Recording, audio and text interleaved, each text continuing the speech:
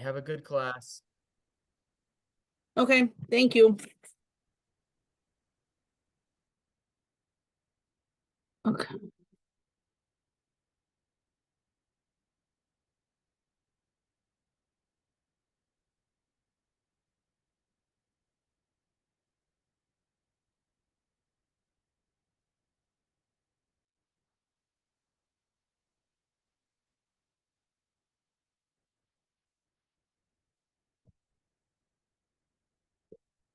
All right. We'll wait one more minute and see if anyone else comes, and then we'll get started.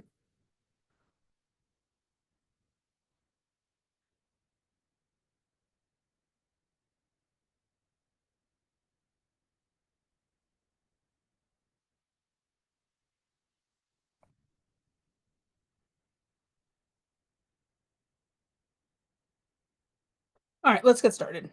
Um, this is part 9 and the last part in our series on the 12th chapter of Chulin. We will be finishing the chapter tonight. Then we are taking 2 weeks off because I'm going to be traveling, and I hope we are coming back on February 3rd with a new chapter, but I'm not sure what that is yet.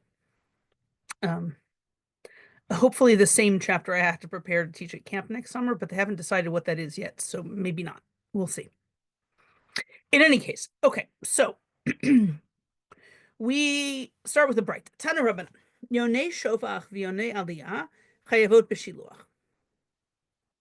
The doves in a dovecot and the doves in an attic are obligated in the mitzvah of shiluach hakein, which is a little bit strange because, like we learned in the first Mishnah at the beginning of the chapter, ordinarily the mitzvah of shiluach hakein only applies to animals that are to nests, that are not in your control or not in human control.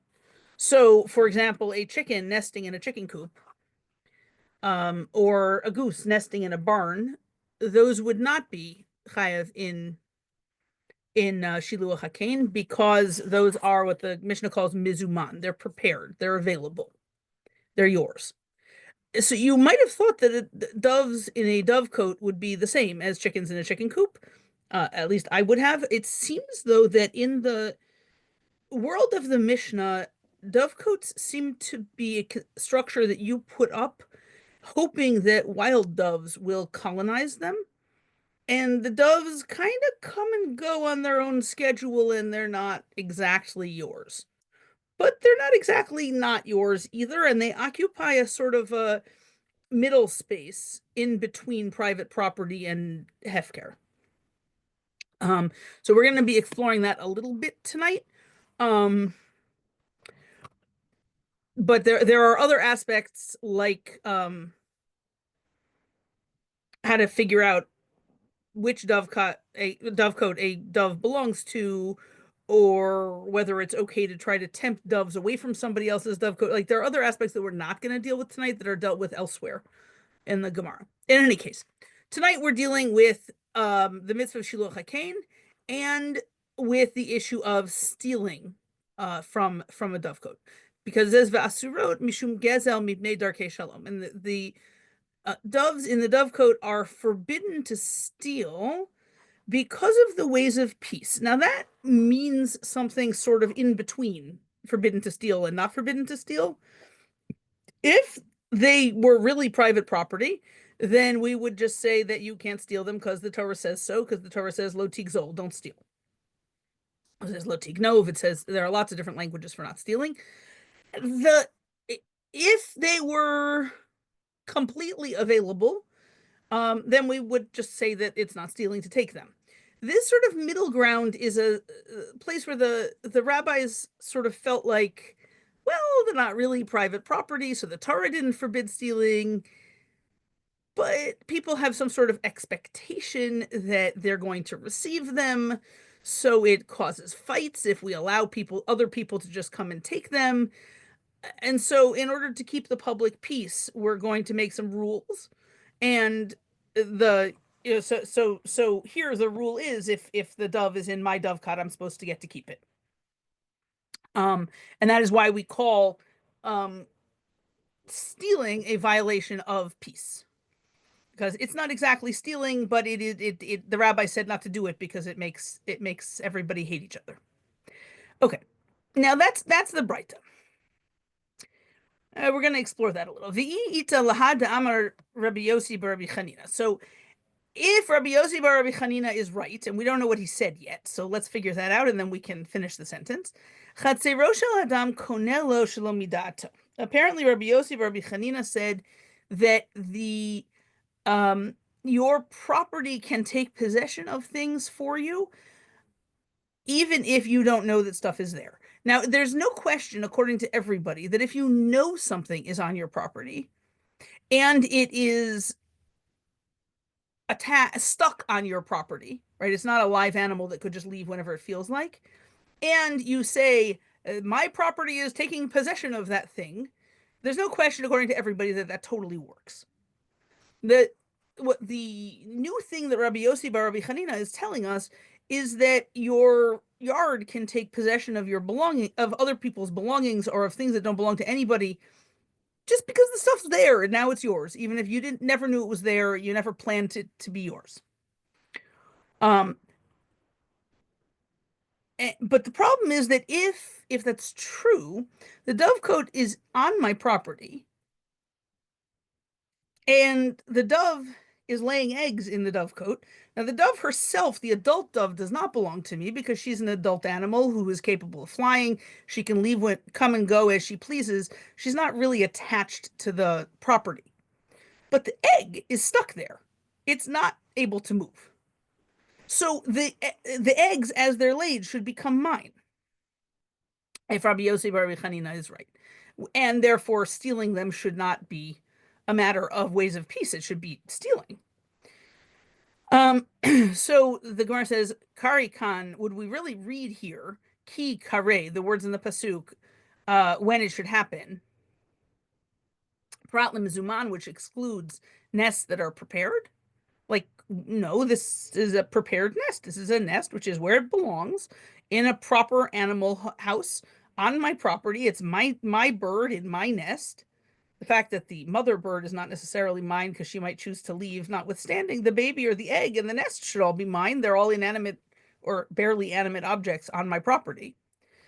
So that really shouldn't, we need to figure out how these things go together, or maybe it will turn out that this Breita proves that Rabbi Yossi bar Rabbi Chanina is wrong. Right? That's a possibility that they're prepared for. But we're not going to end up going that way. I'm a Rav. So Rav says, Beitza im yetziat ruba hu deichayev b'shiluach. So Rav says, I'd like to suggest a compromise here. Maybe at the time when the egg is still in the middle of being laid, it's still partly inside the mother's body, partly outside the mother's body. At that moment, there's already a mitzvah to send away the mother bird. Now, you might ask, how exactly is the mother bird going to leave without the egg following her, since it's still partly inside her body? But what he means by there's a mitzvah of shiluach is there's a mitzvah to wait until she finishes laying the egg and then shoo her away. Or maybe he just means that it's forbidden to take her and the egg both. But either way, the mitzvah of shiluach hakain might come into existence when the egg is only partially laid. But Migna lokani ad tipo lechatzero. But at the time when the egg is half in and half out of the mother bird, it is not yet resting on the nest, which is resting on my property. It's still part of the bird. So it's not mine yet. So there is a moment when the egg has not become my possession, but is obligated in shiluach hakain. So maybe that's what the Breita is talking about.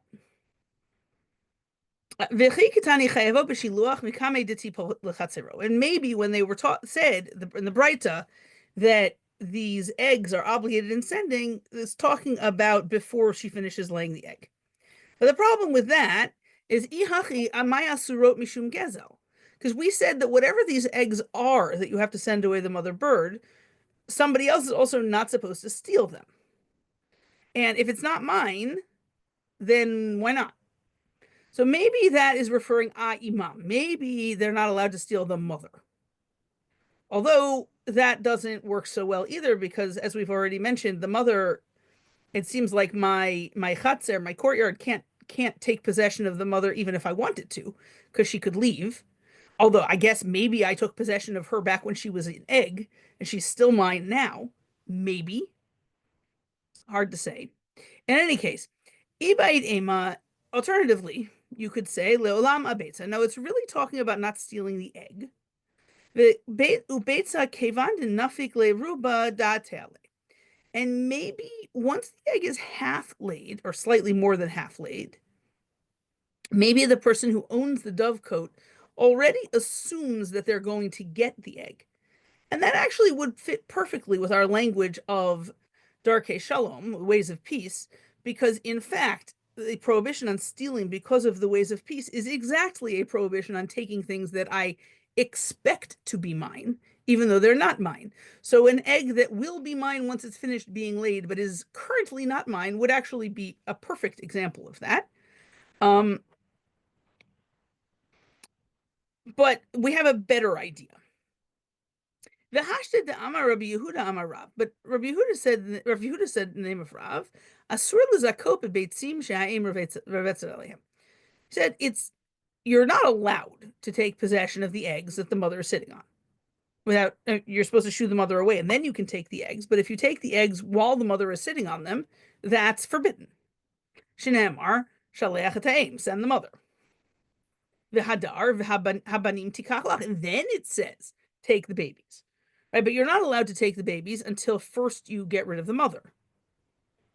So, afilu tema afagav nafal chatzero. So in the theory we're working on now, it could even be that the Braita is talking about eggs after they're fully laid, when they're lying on your property. And kol heicha ihu matzizachi, and anything that the owner of the property could take possession of, chatzero nami zachia, his property can also take possession of for him. Right? Anything that I'm allowed to take possession of, my property can also take possession. And anything that you can't take possession of yourself, your courtyard is not going to take possession either. And that makes sense actually, because in a case we haven't talked about, right, suppose that somebody else's stuff is, while still being theirs and they know where it is and it's not lost and whatever, is on my property. For example, suppose you come to my house for lunch and you hang up your coat in my coat closet. And during lunch, I say, you know what? That was a really nice coat. Your coat's in my closet, so it's mine now. That does not work. Because if I took your coat from you directly and I said, haha, it's mine now, that would be a crime and a sin, right? That's called stealing. And so since I can't do that, or I'm not supposed to do that, my property also can't do it for me. Or you can't use the kinyan chatzer, the taking possession by having things be on your property. You can't use it to steal. It doesn't work. So in that same way as I can't use it to take possession of something I'm not allowed to take because it would be stealing, our current theory is that I also can't take possession of things that I'm forbidden to take for other reasons, like these eggs. Right? The eggs are under the mother is sitting on the eggs, and as long as the mother is sitting on the eggs, I'm not allowed to take them. So my yard doesn't take possession of them either. Of course, this theory is only going to work if the mother sits on the eggs continuously from the moment she lays them until the moment they learn how to fly. And that seems very unlikely, but we're going to pretend that for a moment. That's the hidden flaw here that we're ignoring. Okay, if so, amai asurot mipnei darkei shalom. Why would it be the case that you're not allowed to steal them because of Darkei Shalom, because of the ways of peace? Shalcha Gezel Ma'alya. If I actually did send away the mother bird, I chase away the mother bird, now I'm going to take the eggs. In that case, if you come and grab them before I take them, it's actually stealing. Right? Because that's something that I had a right to, which is sitting in my yard. My yard took possession. They're mine, fair and square, for real, as soon as I send away the mother bird. Idelo shalcha, and if actually, it doesn't matter who sent them. I'm sorry. The first one, if the thief sends away the mother, or if I send away the mother, either way, as soon as the mother leaves, the eggs become mine because they're on my property, and at that point it becomes permitted for me to own them. And as soon as it's permitted for me to own them, my property takes possession.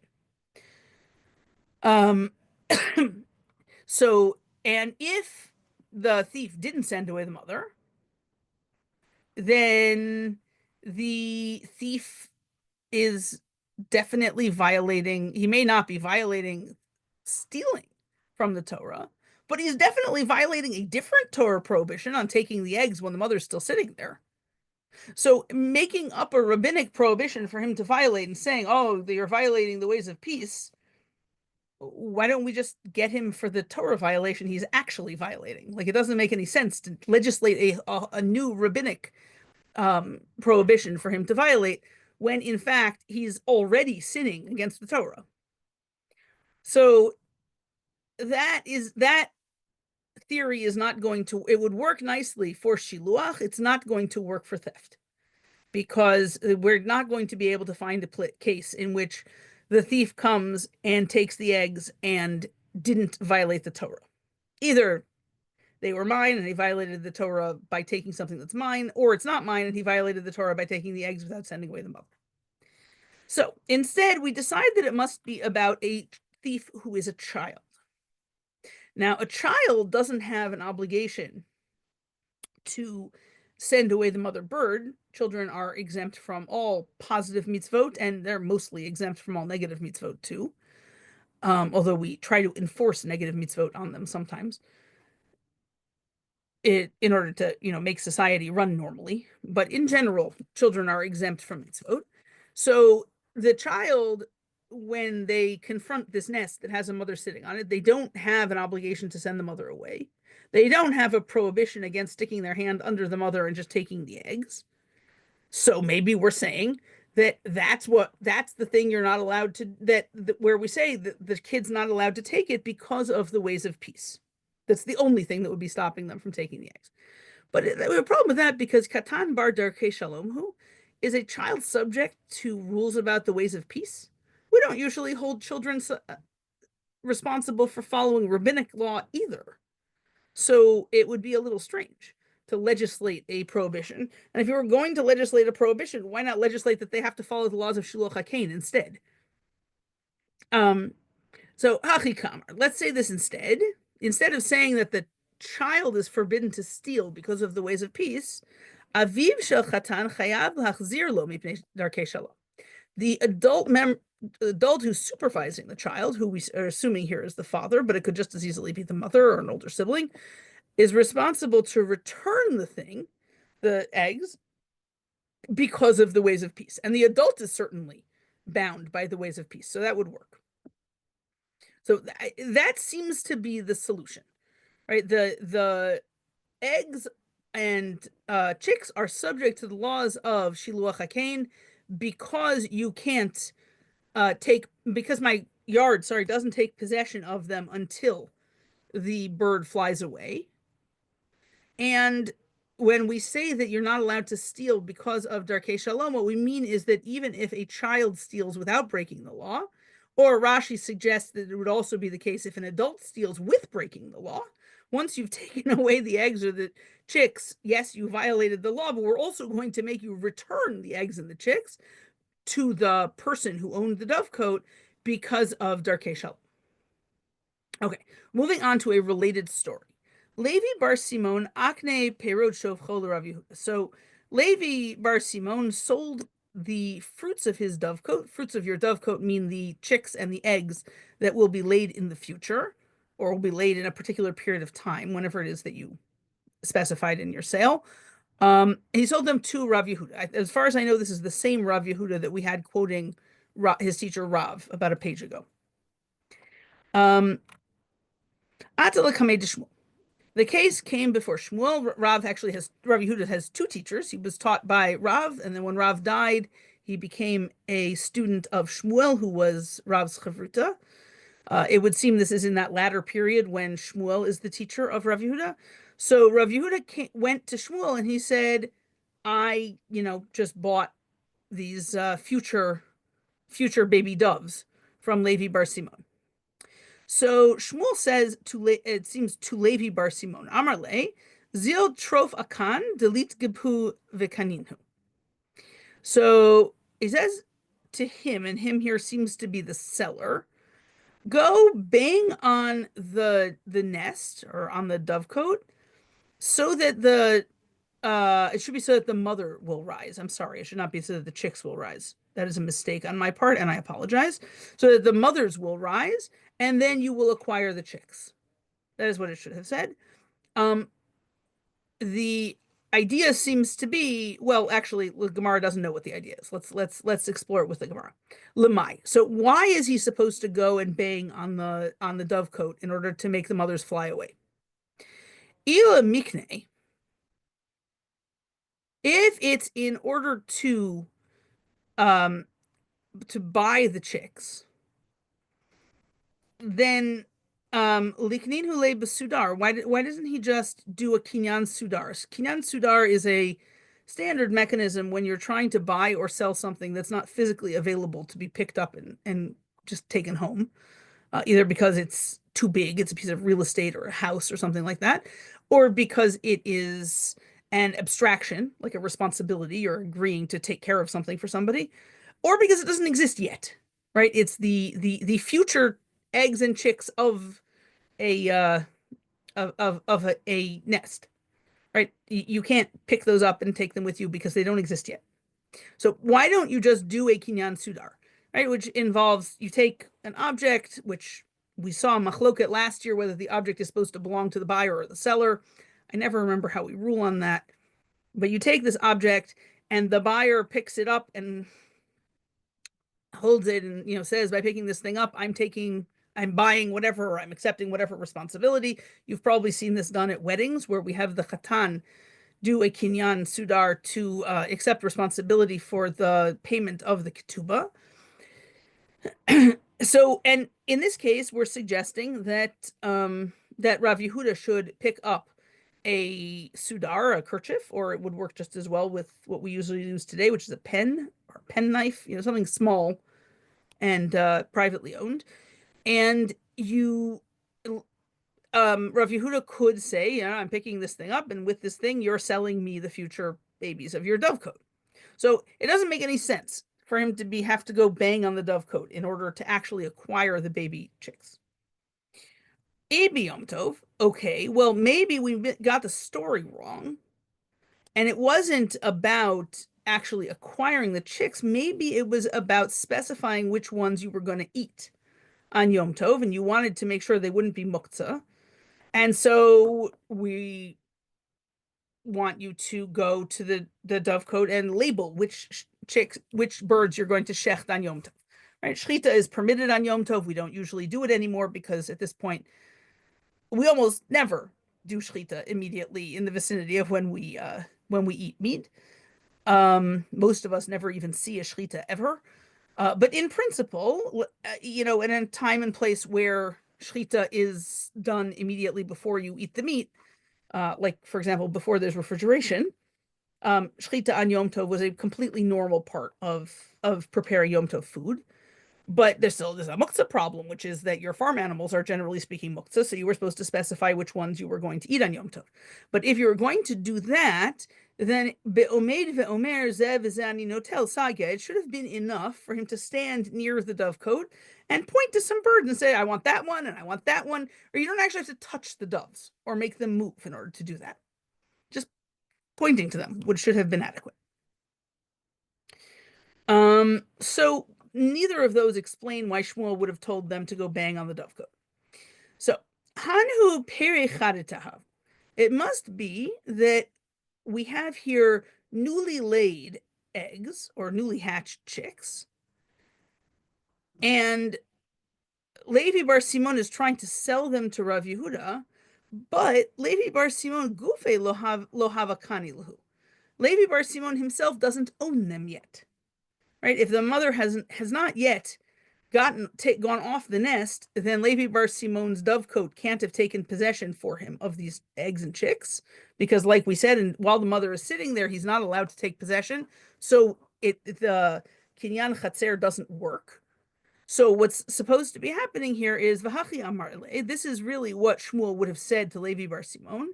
Zil v'treif akan delete gavhu v'niknin hu Levi bar Simon. Go and knock on the nest. Actually, it doesn't matter who he's saying this to, because anybody who gets the mothers to fly away will have this effect. But go and bang on the nest so that the mothers will fly away. And then Levi bar Simon will become the owner of the chicks. And then Vahadar Lignino Nialach Basudar. And then Levi bar Simon can sell the chicks to whoever he wants with a kerchief. But Levi bar Simon cannot sell something he does not own.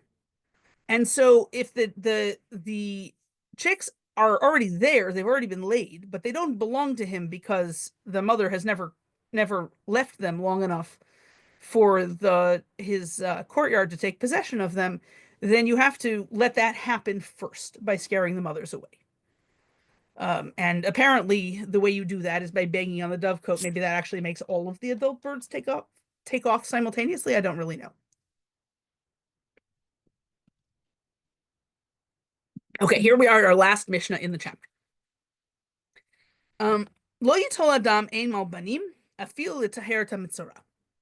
You can't take the mother and the babies simultaneously, even if you need them in order to purify a mitzora. And we saw this several pages ago when we spent some time deriving it.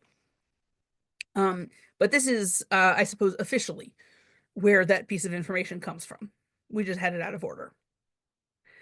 And then the Mishnah says something else, which is the thing that our Gemara is actually going to be interested in. Umai mitzvah kala shehi ke'isar amra Torah. And if the Torah says about a small mitzvah, which is only worth an isar, as we saw last year when we were doing money in great detail, an isar is a relatively small coin. So this mitzvah is only worth an isar. It's not costing you terribly much money to let a wild bird go without catching it. And about that mitzvah, the Torah said, "Laman yitavlach v'ha'arachta yamim." It will be good. You should do this so that it will be good for you and you will live for a long time. So if I get long life and goodness by, giving up something relatively valueless like a wild bird in a nest at the side of the road, then kal v'chomer al mitzvot chamurot shebat Torah. All the more so there must be great reward for mitzvot that actually do cost you something, emotionally or financially or whatever. Okay. Tanya debe Rabbi Yaakov. So the following Breita was taught in the school of Rabbi Yaakov. Ein lecha kol mitzvah u'mitzvah shebat Torah shematan schara b'tzida she'ein tchiat hametim tluya ba. So every mitzvah that's in the Torah, where the reward for the mitzvah is adjacent to the mitzvah in the text, meaning the text tells you do something and then says, and if you do this, then this other thing will happen. For all of those mitzvot, according to Rabbi Yaakov, are what the revival of the dead depends on. Right? There's some confusion in the Gemara whether Olam Haba and Tchiat HaMetim are the same thing or two separate things, or two related things, and different Gemaras seem to understand it differently. Different later rabbis definitely understand it differently. I'm gonna gloss over that difference here and not make a big fuss about it. But we are entering a discussion in which it seems like Tchiat HaMetim, the revival of the dead, is being sort of conflated with the afterlife. And it is important to be aware that some people think that is so and some people think it is not so. And even if they are related to each other, in what order they happen and how they're related to each other, that really depends on which medieval figure you read. But we're going to leave it fuzzy. But this Breita from the house of Rabbi Yaakov thinks that whether or not you get Tchiat HaMetim depends on whether or not these mitzvot that have promises of what appear to be this worldly rewards, those are the mitzvot that determine whether or not you get reward in the other world. B'kibud ve'em k'tiv. With reference to respecting father and mother, it says l'man yarichun yamim, so yamecha, sorry, so that your days will lengthen, l'man yitav and so that it will be good for you. That seems to be the same reward as for the mitzvah of shiluach hakein. The wording is slightly different, but the meaning seems to be substantially the same. B'shiluach hakein k'tiv l'man yitav v'harachta yamim. And about shiluach hakein it says so that it will be good for you and you will lengthen days. Right? Long, good things happening to you and living a long time seem to be the reward for both of these things. Problem is, we have the following story. Haresha amar lo aviv. Somebody's father said to him, Alela bira v'haveli gozalot. Go climb up into that fortress and bring me those chicks. The son climbed up, sent away the mother, and took the babies. And on his way down, he fell and he died. What happened to the long life of this guy? What happened to the good that was supposed to happen to this guy? That's a real problem. Right? It doesn't seem like this person got good and long life. It must in fact be that it means your days will be long in the world where everything is long, meaning in eternity.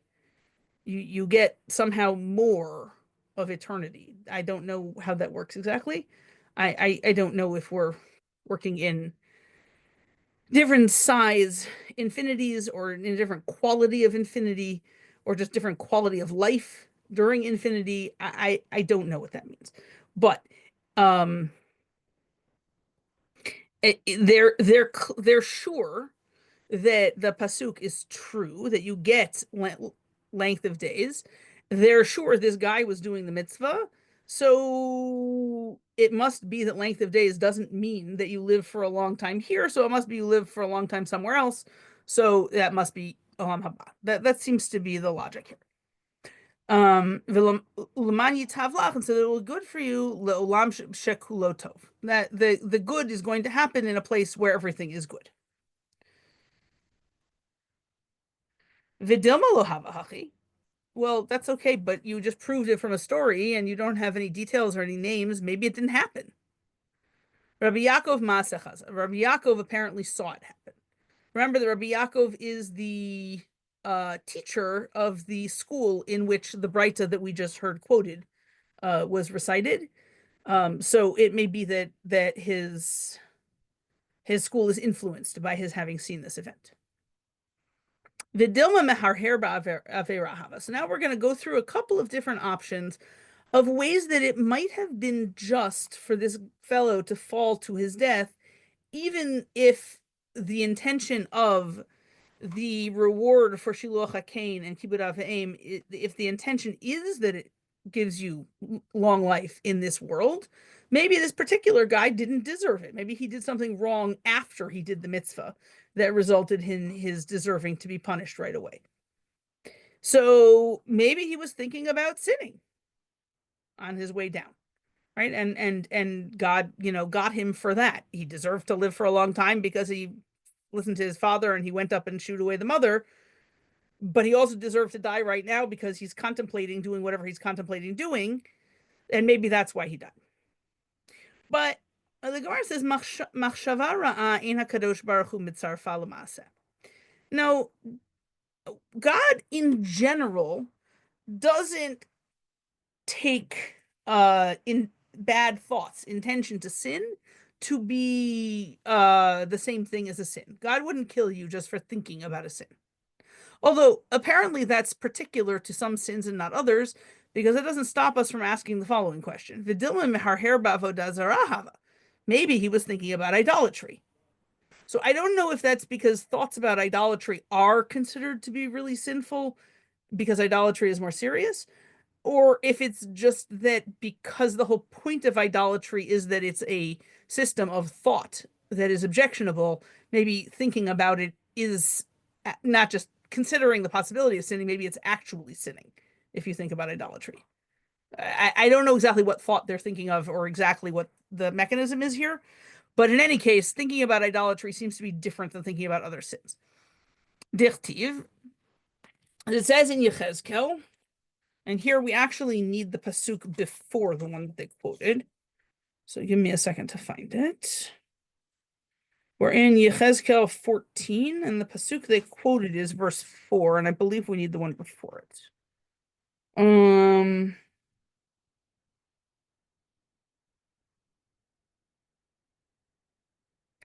Yeah, okay. So pasuk Gimel says, Ben Adam. Uh, that's how God addresses Yechezkel as human. Hanashim ha'ela he'elu gilulehem al libam. These men put their idols on their hearts. That does sound like it might have something to do with thinking.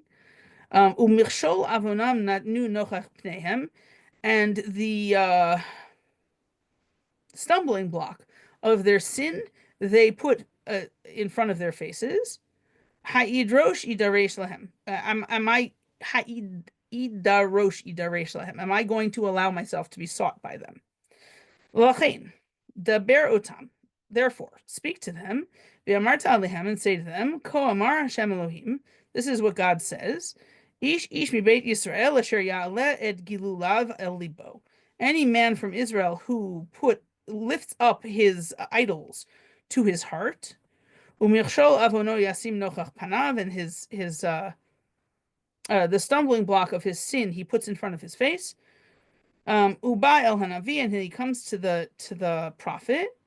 Ani Hashem ne'eneti lo ba barov gilulav. God says, I, Hashem, I'm going to respond to him according to his many idols. It seems like this pasuk says that if you hold your idols dear in your heart, then God is going to treat you as according to your idolatry. And that sounds like it might be even if you didn't take any physical action other than thinking about your idols. So maybe, in fact, that could be a reason that this guy fell. You can't know what's in his mind. You saw him climb up. You saw him shoo away the mother bird and take the babies. But you don't know that he's not, busy dedicating his actions to some idol while he's doing that. And maybe that's why God killed him. The Amar Rav Acha Bar Yaakov zo machshavat avodah zarah. Sorry, and Rav Acha Bar Yaakov said this verse in Yechezkel is talking about thoughts of avodah zarah, which, like I said, it seems to be pshat.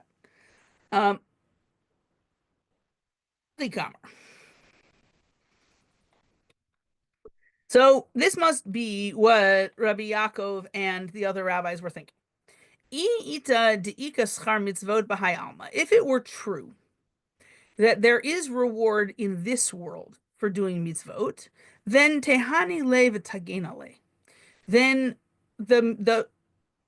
those mitzvot would protect him, right? If there's going to be a meaningful reward that you get long life for doing this mitzvah, then it should protect you from doing the sorts of sins that would result in your dying. It should protect you from dying.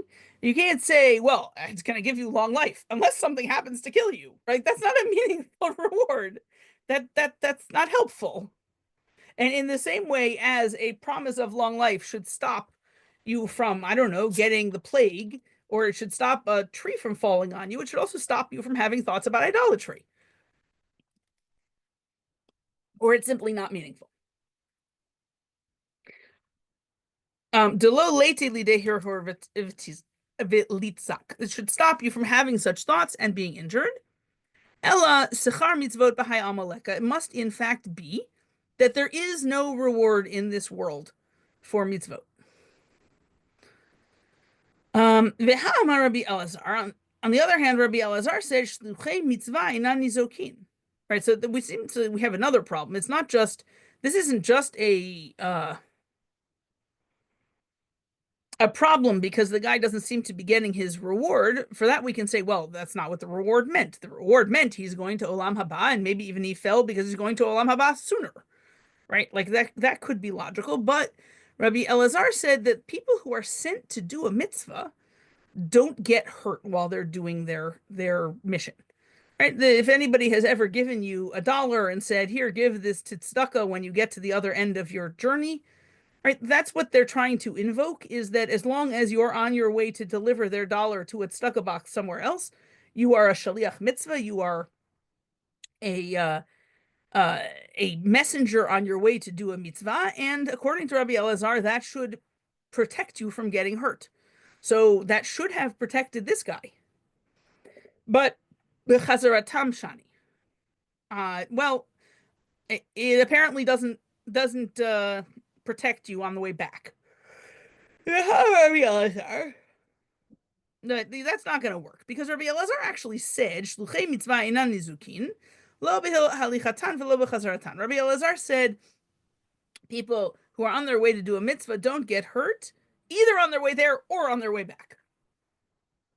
Okay, but sulam ra'u ahava, it was a rickety ladder, umakom de kavua hezek ashani, and a situation where there's an unusual level of danger that's just sort of inherent in the situation, you don't get protected from that. You only get protected from normal levels of danger because you're on your way to or from doing a mitzvah. It does not give you permission to climb on broken ladders or, ski on the slope that you're not strong enough for or whatever. All it does is protect you from ordinary garden variety dangers that you probably could have avoided anyway. Dichtiv. How do we know that it's the case? That even if you're doing God's work, you can still be hurt if something is dangerous enough? Because it says in Shmuel Aleph, Tet Zayin Bet, this is where God sends, after the second or third, I don't remember which time, that God sends Shmuel to tell Shaul that he's fired and he's not king anymore. And Shaul does not listen. Shaul considers himself to be king to the end of his life, no matter how many times God tells him he's not king anymore. But God, at some point, he sends Shmuel to go anoint a new king. And Shmuel says, "Vayomer Shmuel, eich elech, how am I going to go? V'shama Shaul v'harageni." And Shaul is going to hear that you're sending me to anoint somebody else, and he's going to kill me. So you would think, well, if you're doing what God said, that shouldn't be dangerous. But it would seem that if the situation is naturally dangerous enough, then just the fact that you're doing what God said is not by itself enough to protect you. And so, appointing a new king while the other guy still thinks he's king is kind of like climbing on a rickety ladder. And even being a shliach mitzvah is not going to protect you from that. Okay, so the guy must have died because the ladder was rickety, so he's not protected by the shliach mitzvah thing. And the fact that he was following his father's instruction and sending away the bird doesn't protect him, because the reward for that is that you go to the world to come, not that you have long life in this world. And so there's no particular reason why it should bother us, apparently, that the guy fell off the ladder and died. Amar Rav Yosef, ilmale darshe acher l'haikra k'Rabbi Yaakov bar Barte lochata. So it turns out, so Rabbi Yaakov is the guy who has been claiming that any time the Torah says what the reward for a mitzvah is, it's really an eternal reward after death, not a reward in this world. His grandfather, his mother's father, was a guy named Elisha ben Abuya, who the Gemara here calls Acher. The Gemara almost everywhere calls him Acher. His name got sort of deleted from the tradition, except clearly not, because I just said it. It got sort of deleted from the tradition after he stopped being a rabbi and left the tradition himself. He became an adherent of some group of Greek hedonists, although exactly what that means in Greek terms is not clear. And after that point, he's called Acher. But he stops keeping Shabbat, he stops keeping kosher. That's pretty clear. And he stops being part of the rabbinic community. And the Gemara says if only he had interpreted the pasuk the same way his grandfather Rabbi Yaakov did, then maybe he wouldn't have left. My chaza, what did Acher see? So then we got two options. Ika de Amri ki haima sechaza. So one option is that he saw something like this. He saw the father tell the son to go get the eggs, and the son, following his father's instructions, went, shoot away the mother bird, got the eggs, did everything right, and fell and died. Or V'ika de Amri, alternatively, maybe what he saw was Lishna de Rabbi Chutzpit HaMeturgaman Chaza Da'ava Mutelet Ba'ashpa. Maybe what he saw was the tongue of Rabbi Chutzpit. I apologize, his title does not seem to have made it into the English translation. That is my fault, and I'm sorry. It should be Rabbi Chutzpit, not Chutzpit. The tongue of Rabbi Chutzpit, the translator, he saw it lying in the trash. Right? Remember that the rabbis of the Roman period are living in a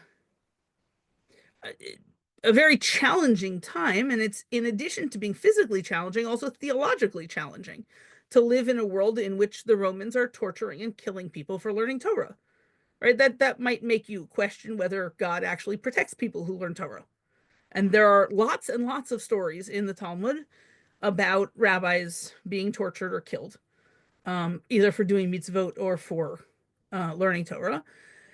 And Chutzpit, Rabbi Chutzpit HaMeturgaman is one of them. I believe that he makes it onto the list of the 10 martyrs that we read in the davening on Yom Kippur and on Tisha B'Av. In any case, apparently Acher is supposed to have said when he saw the tongue lying in the trash, Pesha hifik margaliot yilo chafar, will the tongue that used to bring forth pearls, will it lick the dust? Oh, sorry, it should say lick the dust, not like the dust. I'm sorry, I really don't seem to have proofread very well here. I apologize. Vihu lo yada, but he didn't know, right? Acher didn't know. L'man yitav lach ba'olam hazeh, ba'olam shekulo tov, l'man yarichun yamecha ba'olam shekulo aruch. He didn't know this thing that his grandson, Rabbi Yaakov, was in the future going to teach, which is that when it says it'll be good to you, good for you, it means you'll be in the good world. And when it says you'll live long, it means you'll be in the world to come, the world that goes on forever. And usually this is the end of Masechet Chulin. Normally Masechtot end on a uplifting, inspiring note. And I guess that last line is kind of uplifting and inspiring in that God, will take care of you forever. But the overall context is, I have to say, not very uplifting and pretty depressing, and not especially inspiring, and kind of disturbing. And I apologize for that, but this is what it is. Okay, so if there are questions, I will take them. Okay, I hope 3 weeks from tonight, on February 3rd, to be back here with new material and a new chapter. I will let you know just as soon as I figure out what that is, but I don't know yet. And thank you all, and I'll see you then. Have a great night.